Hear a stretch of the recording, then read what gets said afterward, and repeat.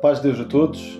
Este mês de julho e agosto estamos a meditar sobre o livro de Malaquias e procuraremos também deixar aqui um pequeno resumo daquilo que vamos falando ao longo de cada fim de semana, percebendo também a importância não apenas deste livro, mas de toda a palavra de Deus e o ensino que nós podemos receber e aquilo que Deus quis falar sempre a cada um dos destinatários de cada livro da Bíblia, mas sobretudo também os princípios e aquilo que nós podemos aprender e aplicar às nossas vidas hoje. Então iremos começar com o livro de Malaquias, capítulo 1, verso 1 até o verso 6, que diz assim: Peso da palavra do Senhor contra Israel pelo ministério de Malaquias. Eu vos amei, diz o Senhor, mas vós dizeis: em que nos amaste? Não foi Esaú, irmão de Jacó? Disse o Senhor. Todavia amei a Jacó. E aborreci Esaú e fiz dos seus montes uma assolação e dei a sua herança aos dragões do deserto. Ainda que Edom diga: empobrecido sou, porém tornaremos a edificar os lugares desertos. Assim diz o Senhor dos Exércitos: eles edificarão e eu destruirei e lhes chamarão termo de impiedade e povo contra quem o Senhor está irado para sempre. E os vossos olhos o verão e direis: o Senhor seja engrandecido desde os termos de Israel. O filho honrará o pai e o servo o seu senhor, e se eu sou pai, aonde está a minha honra? E se eu sou senhor, aonde está o meu temor? Diz o Senhor dos Exércitos a vós, ó sacerdotes, que desprezais o meu nome, e disseste: em que desprezamos nós o teu nome. Malaquias é um livro com a sua complexidade. Malaquias vai começar, nós percebemos aqui no contexto daquilo que Malaquias vai falando. Estamos num contexto muito complexo em termos sociais, mas sobretudo em termos religiosos, no sentido do comportamento, da atitude do povo de Deus para com Deus, neste sentido religioso. E percebemos que desde o sacerdócio até ao povo nós vamos percebendo uma série de coisas que estavam mal, mas sobretudo no contexto do sacerdócio, no contexto da liderança, daqueles que deviam liderar o povo na adoração para com Deus, vivia-se um caos muito grande. Então Malaquias, como muitos profetas, Malaquias vai fazer uma coisa que não é bonita de se fazer, que é apontar o dedo. Naturalmente, o grande diferencial aqui é Deus a apontar o dedo para o seu povo, no sentido de o querer corrigir e de o levar a caminhos corretos. E percebemos aqui três coisas muito rapidamente para nós, e naturalmente que Deus queria falar àquele povo e princípios para nós. Percebemos em primeiro lugar que Deus é um Deus que ama, e esse amor ele vai confrontar. Logo no verso 1 nós percebemos aquilo que estava em causa, depois estudando um bocadinho o contexto, percebendo o contexto social e tudo o que estava a acontecer ali à volta. Embora o livro ele vai deixando várias pistas nesse sentido, percebemos que de facto Malaquias está ali a apontar o dedo e vai usar, e muitas vezes vamos tendo expressões até bastante fortes, não vai estar com meias medidas nem com meias palavras, e vai verdadeiramente confrontar o povo. Temos muita pouca informação sobre o profeta Malaquias, até há quem ache que nem será o nome do próprio profeta. A ideia do original, Malak, mensageiro, era até um termo usado, então ficamos aqui na dúvida, embora não é o mais importante e relevante, mas percebemos logo no verso 1 esta ideia de que Deus ele começa a confrontar o seu povo, e percebemos não apenas aqui, mas noutros textos bíblicos, que de facto esta noção de um amor que confronta é o verdadeiro amor de Deus e o amor que deve estar nos nossos corações, ou seja, um amor que não confronta o erro, o pecado, e que nos deixa na mesma, é um amor que não é o amor de Deus. E vivemos tempos em que a própria definição de amor ela é colocada longe de Deus, e isto torna-se um problema, e estava-se a tornar um problema para aquele povo, e torna-se um problema muitas vezes nos dias de hoje, e também no contexto cristão. Nós queremos um amor nos nossos relacionamentos, e um relacionamento com Deus. Eu quero um Deus que me confronta, caso contrário ficaríamos na mesma e ficamos na mesma, e este confronto muitas vezes ele vai nos levar à transformação que Deus tanto quer operar nas nossas vidas, e graças a Deus, porque Deus é um Deus que nos confronta, e o seu amor de facto é confrontador. Mas depois temos também um lado que nos traz, e que muitas vezes é o lado que mais gostamos, mas que também existe e é importante e é necessário, e acontece aqui neste texto, a partir do verso 2, que é um amor que não apenas confronta, mas também um amor que conforta. Percebemos isso pela simples razão de que Deus vai confrontar o povo porque eles estavam a argumentar de que Deus já não os amava.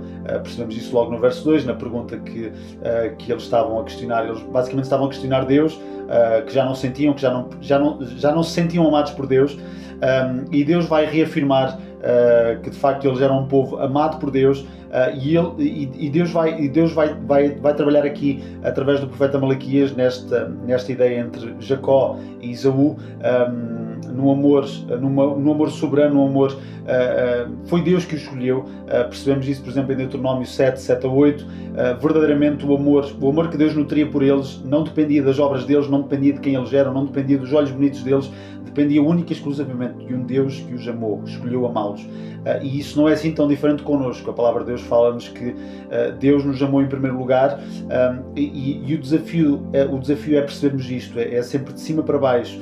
Ou seja, Deus amou-nos, Deus enviou o seu Filho, Deus é o nosso Senhor, Deus é o nosso Pai, como cristãos naturalmente, e percebemos sempre esta ideia. A ideia muitas vezes, a ideia errada daquilo que é a religião, e a ideia da religião na base é algo que tem a ver com religar, ou seja, ligar Deus e nós, e a ideia errada da religião é nós tentarmos fazer o caminho inverso, ou seja, nós pelas nossas obras, nós por aquilo que conseguimos, nós pelo nosso amor a Deus, e naturalmente o que Deus faz em nós e a transformação que Ele opera em nós deve levar-nos a produzir fruto e deve levar-nos às boas obras. Isso é algo que é claro no texto bíblico, mas percebemos aqui Deus a querer reafirmar algo que deveria ser, não deveria ser sequer uma questão, e muitas vezes isso acontece, como estava a acontecer com o povo de Israel ali, e muitas vezes acontece na nossa vida, e há momentos em que Deus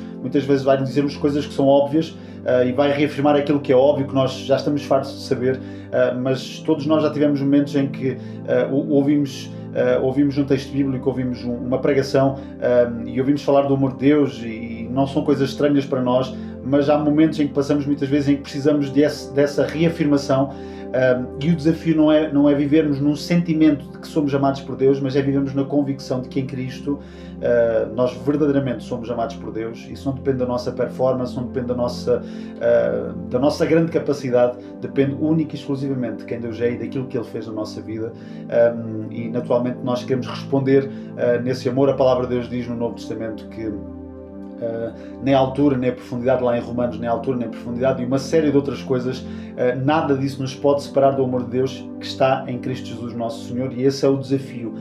Nós estando em Deus, através de Cristo, vivendo pela fé, percebemos que somos amados por Deus e vivemos com esta convicção que não depende de sentimentos, de nos sentirmos mais ou menos amados, mas vivemos na convicção de que Deus é um Deus de amor. E depois chegamos à última parte. Naturalmente estou aqui a resumir bastante e fazer um salto até bastante grande para a aplicação, para resumir aqui as nossas ideias, e passamos para o último versículo, verso 6, que é uma outra coisa que muitas vezes as pessoas não gostam e até procuram desligar do amor. É verdade que o amor de Deus Ele nos confronta, é verdade que o amor de Deus Ele nos conforta, mas também não é menos verdade que o amor de Deus Ele nos responsabiliza. Ou seja, se percebemos e se temos a convicção de que somos amados por Deus, e se temos e vivemos com a convicção de que Ele é o nosso Senhor e Salvador, temos também perceber que este é um amor que nos responsabiliza. Ou seja, se Ele é o meu Pai, eu devo viver como filho. Não faz sentido viver de outra forma, e isso traz-nos uma série de benefícios. Naturalmente, tendo Deus como nosso Pai, temos uma série de benefícios, mas também tendo Deus como nosso Pai, temos uma série de responsabilidades. Pronto. E eu sei que vivemos tempos em que a questão do compromisso e da responsabilidade são um problema para muitas pessoas, e Deus vai confrontar o povo neste sentido. No verso 6, Ele vai usar duas ilustrações. A primeira é o filho que tem um pai, ele procura honrar esse mesmo pai. O servo que tem o senhor, ele procura exatamente fazer o quê? Ele procura temer e honrar o seu senhor. Então Deus vai confrontar o povo e vai-lhes dizer: se verdadeiramente eu sou o vosso pai, onde é que está a minha honra? Se verdadeiramente eu sou o vosso senhor, onde é que está a minha honra? E este versículo 6, esta primeira parte aqui, termina desta forma, e Malaquias está a fazer já aqui o salto para aquilo que depois vai falar sobre a questão dos sacrifícios e a forma como as coisas estavam a acontecer. E percebemos verdadeiramente que este amor que responsabiliza, este amor de Deus para connosco, quando nós cremos em Jesus Cristo e vivemos com a convicção de que somos filhos de Deus, o amor que Deus tem para connosco é um amor que nos leva a uma responsabilização, ou seja, nós não vamos viver de qualquer maneira, nós vamos passar a agradar a Deus, nós vamos passar a viver para Deus, nós vamos passar não a fazer a nossa vontade, mas a fazer a vontade de Deus. E é aqui que eu acredito que muitas pessoas entram em curto-circuito e percebemos que a liberdade que Deus nos dá e que nós temos em Deus, a palavra de Deus ela nos liberta, Jesus nos liberta, mas nós não deixamos de ter um Senhor. Nós temos um Pai, mas temos também o Senhor. Então este é um amor que não nos leva para a libertinagem, mas leva-nos para a verdadeira liberdade em Deus, em Cristo Jesus, uma liberdade que nos vai levar a cada dia a fazer a vontade de Deus, não por obrigação, mas porque o amamos e porque percebemos que Ele nos amou. E este é o desafio. Terminando, há um texto no Evangelho de João muito interessante, que é um bocadinho o que está aqui a acontecer neste versículo 6, em que Jesus vai lidar com uma série de questões e de pessoas que estavam a argumentar com Jesus, a dizer que eram, no contexto judaico naturalmente, que estavam a dizer que eram filhos de Abraão e que Deus era o seu pai. E Jesus vai confrontá-los com uma dura realidade e até vai ser bastante duro no discurso. E vai dizer, o vosso pai não é Deus, porque se o vosso pai fosse Deus, vocês me amavam a mim.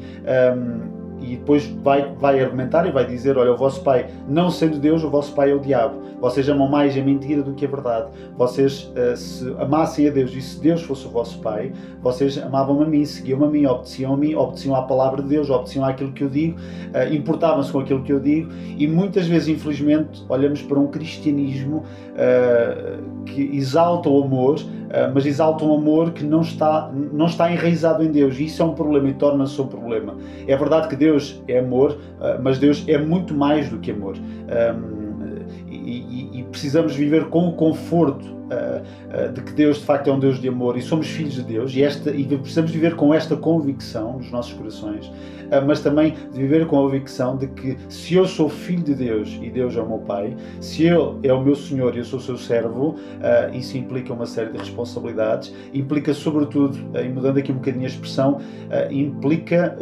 que a transformação que Ele operou na minha vida mostre e demonstre com fruto. Eu devo demonstrar com fruto, eu devo demonstrar pelas minhas obras de que verdadeiramente Deus é o meu Pai, na obediência à palavra, na importância de Jesus e uma série de outras coisas que encontramos na palavra de Deus. Então é muito curioso este início do livro de Malaquias, e termino.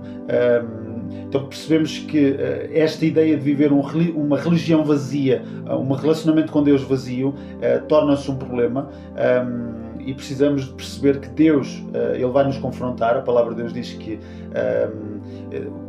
Deus, como nosso Pai, Ele confronta e Ele corrige os seus filhos, então precisamos estar preparados para isso, e graças a Deus que isso acontece.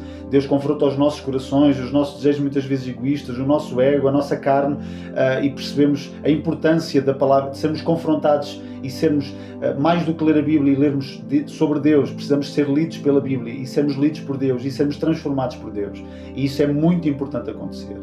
Então graças a Deus que o amor de Deus nos confronta, graças a Deus que vivemos também no conforto do amor de Deus, na certeza de que somos amados por Deus. E quando começamos a questionar se somos amados por Deus, e às vezes é verdade, pode acontecer em algum momento da nossa vida, de irmos ao refúgio e na certeza, na convicção de que em Cristo Jesus somos amados por Deus e somos filhos de Deus. E o Espírito Santo, Ele verdadeiramente nos convence, Ele clama no nosso interior, e Ele clama Abba Pai, ou seja, esta certeza, esta convicção, eu sou filho de Deus por causa de Jesus Cristo, não por mim, mas por causa daquilo que Jesus fez. E concluindo, percebendo também que não vivemos mais de qualquer maneira, vivemos na responsabilidade de sermos filhos de Deus. Não é apenas chamar Deus como Pai e dizermos que somos cristãos, é vivermos como tal, é não apenas viver de aparências, mas viver verdadeiramente, demonstrando esse fruto o fruto do Espírito nas nossas vidas e vivendo e dando honra ao nosso Pai como filhos e dando honra ao nosso Senhor como servos. Este era o desafio que Malaquias estava a lançar e eu acredito que este é o desafio que Deus nos lança, não apenas aqui neste livro de Malaquias, mas em vários lugares das Escrituras temos este grande desafio de viver debaixo do amor de Deus, mas viver como filhos de Deus, não na perfeição que é impossível de alcançar, mas na certeza de que estamos a ser transformados à imagem e semelhança de Jesus Cristo e na certeza de que Deus vai continuar esta boa obra que Ele tem começado em nós. Então ficamos por aqui hoje. Próxima semana temos mais um próximo resumo daquilo que iremos continuar a estudar neste livro de Malaquias, e oro para que Deus de facto nos possa continuar a abençoar.